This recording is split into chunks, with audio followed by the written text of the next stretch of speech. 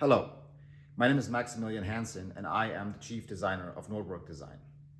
About 2 years ago, we published the plans for the MC302 cardboard chair for free on the internet, for everyone to download, to make your own chair, even for companies to produce the chair and sell it.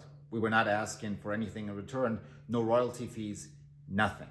And it was a great success story. We have seen countless examples of the chair being made throughout the world and on every single continent. And it made us very happy to see that our efforts to contribute to a greener and better and more beautiful tomorrow actually worked. But about 2 months ago, we had to deactivate the download link.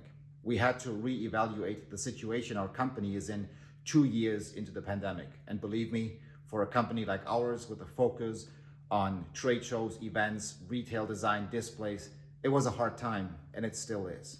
And the decision to deactivate the link was not easy. But now the situation has changed. Now we are looking at what is going on in Ukraine, the horrible attack of Russia on this sovereign and great nation. And we as a small company, like many others, feel completely helpless and we don't know what to do. So we decided to bring the plans back. Alongside on our website, in the download section where you can find those plans to make your own chair, we will provide you with a few links where you could donate money. And our idea is, if you want to download these plans, please make sure that you donate an amount of money to either an organization that we have listed or any other organization that you prefer to donate to. We're not asking for anything for ourselves. We simply want you to donate whatever you believe these plans are worth, whatever you believe you can afford. This is our very small contribution to hinder the pain, to alleviate the pain that the people of Ukraine, of this great nation, face in these dark times.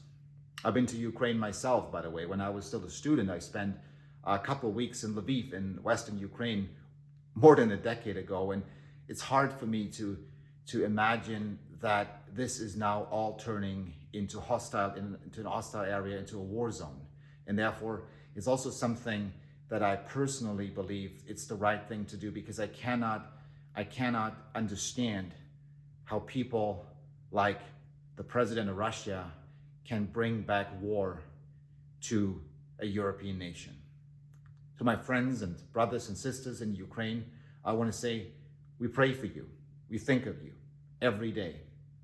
May God bless you and may God protect you. Please stay safe in these dark times. And in that sense, take care and God's blessings. Thank you for listening.